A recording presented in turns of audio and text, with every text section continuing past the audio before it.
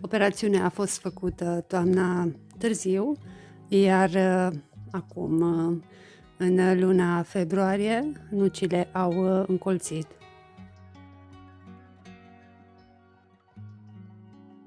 Informațiile legate de temperatura de păstrare pe care le-am găsit eu au fost undeva de 0 grade Celsius. Totuși le-am împărțit, jumătate le-am păstrat la 0 grade Celsius, iar celelalte la 14-15 grade Celsius.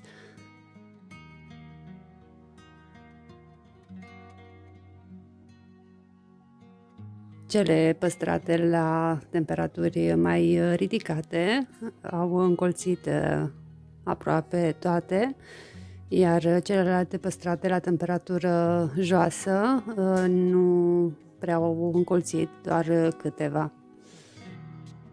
După încolțire se pot păstra în continuare în nisip până la venirea temperaturilor de primăvară, când se pot planta direct în pământ.